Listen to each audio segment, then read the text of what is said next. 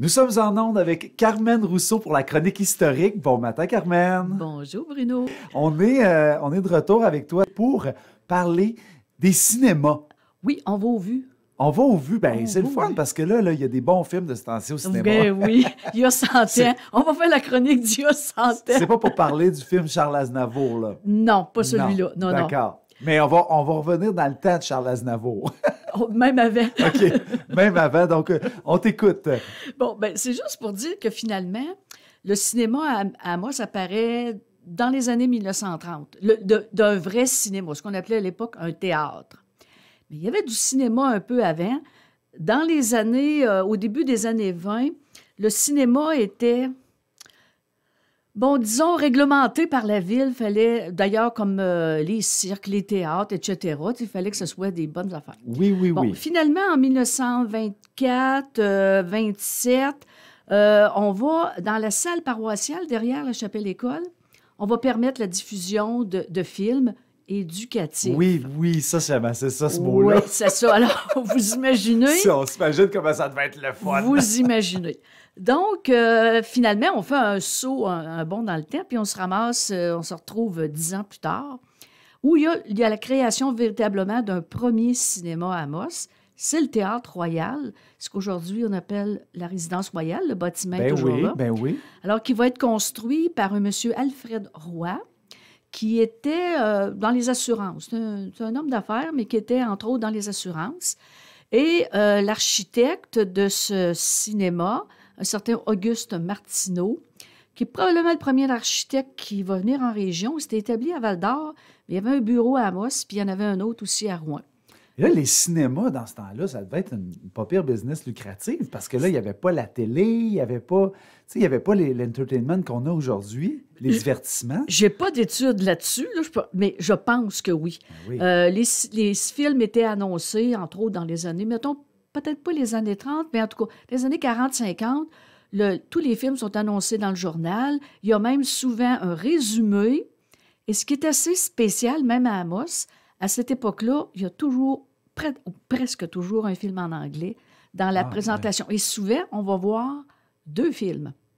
Ah oui, ben oui, c'est des programmes doubles. C'était des programmes doubles. Longtemps, ça. Ah oui, écoute... Parce que dans les années 80, ça, je ne veux pas traduire mon âge, mais moi, je l'ai connu. Je me rappelle qu'il y avait effectivement des programmes doubles. Donc, quand les gens sortaient au cinéma, ben ils sortaient pour en 3 heures, là, pratiquement, là, finalement. Puis, bon, puis il y avait aussi tout ce qu'il y avait autour. Là, tu prenais un popcorn, une liqueur. Bon, fait que une palette de chocolat. Bon, en tout cas. Fait que, donc, en 1937, et ça s'est construit assez rapidement, c'est le premier cinéma à Amos, qui va d'ailleurs pas seulement héberger un cinéma, mais le sous-sol va servir à toutes sortes de choses. C'est là qu'ont été les premières classes du collège. Qui accueillait des étudiants, mais le collège n'était pas prêt, en tout cas. Là, c'était pas le collège des années 40? Oui, le collège des années 40. C'était là-dedans? Il a pas été... Il y a eu quelques classes au début, mais pas pendant très longtemps, mais au début, parce que c'était pas tout à fait fini, alors qu'en fait, c'était ouvert au début 1940, mais c'était pas encore prêt pour vraiment accueillir les étudiants. D'accord. Il y avait... On en reparlera dans une autre chronique, mais c'est là qu'on a fait le premier enregistrement radio. Je ne sais pas si on peut appeler ça un enregistrement, mais en tout cas, c'était là qu'était la station radio au tout début. Ça aussi, ça a duré quand même quelques années qu'il était là. Il y avait aussi, dans les années 30, ce que les gens appelaient un grill, le Royal Grill. C'est un endroit où tu vas danser, etc.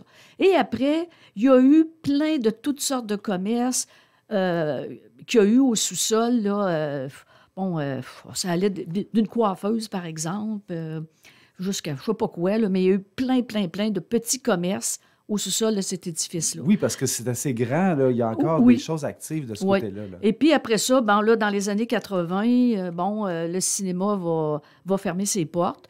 On va se servir de l'édifice. Là, il y a eu des brasseries là, qui se sont succédées. Et puis, finalement, on a ce qu'on a là, aujourd'hui, là, qui, si on veut, c'était une résidence. Puis là, ça s'est même transformé aujourd'hui en résidence de travailleurs. De travailleurs, c'est ce qu'on m'a dit aussi. Fait que, donc, ce cinéma-là, à partir de 83, il n'y a plus de projection de films à partir de ce moment-là. Et puis, ça n'a pas passé au feu, Carmen? Non, non. Puis la bâtisse est restée hein, Oui, elle est belle. extérieurement. Ben, elle a été rénovée, là, mais quand même, c'est un beau bâtiment.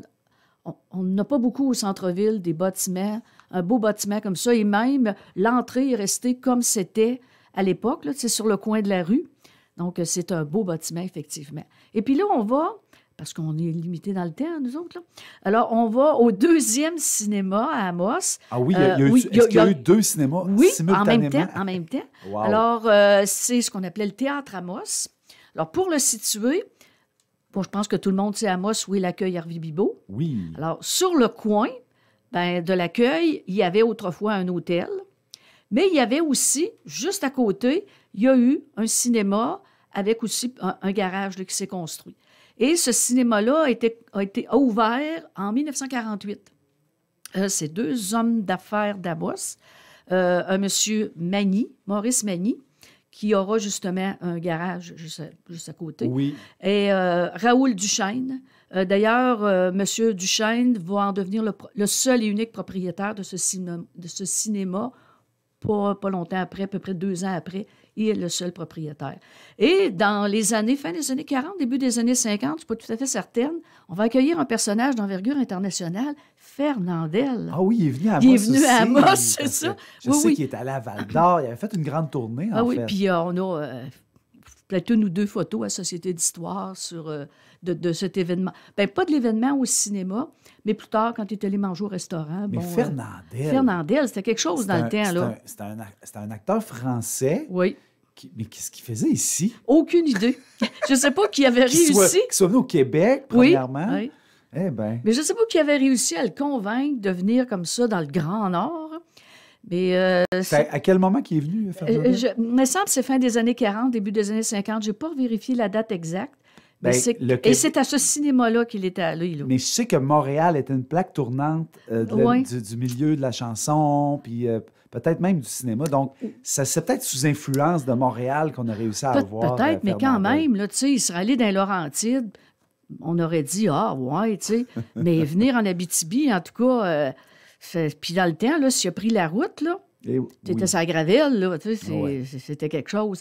Donc, l'endroit où on construit ce cinéma, c'était l'endroit où il y avait eu autrefois un magasin de M. Bénard. M. Bénard en a eu un sur la rive ouest, mais il y en avait un aussi, il y en a eu un aussi de ce côté-ci de la rivière, du côté est. Alors, ce cinéma-là va fermer en 1985. Donc, on voit que les 2 cinémas, finalement, ferment à peu près dans les mêmes années. Bon, pour les mêmes raisons, je pense que tout le monde soupçonne la radio, le début de toutes sortes d'autres formes de... Les clubs vidéo. Des clubs vidéo, effectivement, oui. qui ont fait perdre probablement beaucoup de spectateurs au cinéma. Oui. Et puis, dans la fin des années 80, je vais finir là-dessus, à la fin des années 80, il va y avoir des projections de films qui vont être faites au Centre socioculturel, au Théâtre des Esquerres, je me rappelle. Oui. Bon. Et puis, en 1997, ouvre le cinéma qu'on a actuellement, qui reporte le nom de Cinéma Amos, et puis donc qui est là depuis 1997. Il avait été agrandi au début des années 2000 pour faire les 3 salles qu'on a encore aujourd'hui. Bon. Donc, puis c'est un des, semblerait-il, un des cinémas avec la meilleure technologie là, en Abitibi-Témiscamingue. Ouais. Ah, bien, c'est bien. Moi, je connais strictement rien là, dans ce domaine-là. Là. Mais, c'est pas le plus grand? Non, mais ça suffit, je pense, aux besoins de la population de la MRC. Là. Je pense qu'on n'a pas besoin de faire une salle de 1000 places. Là. On n'a pas besoin de ça. Puis quand c'est des films qui sont là depuis plus de temps ou qui sont un peu plus ciné... répertoire. Ou à répertoire, bien là, on y a des plus petites salles. Puis je pense que pour le moment, ça convient amplement. Absolument. Donc, ça fait un rapide survol du cinéma à Amos à une certaine époque. Bien, c'est ce qu'on aime avec toi, Carmen. Un beau survol qui nous fait plonger dans le temps puis apprendre un peu plus sur notre ville et notre région. Ben, tant mieux. Merci. Merci. Au revoir.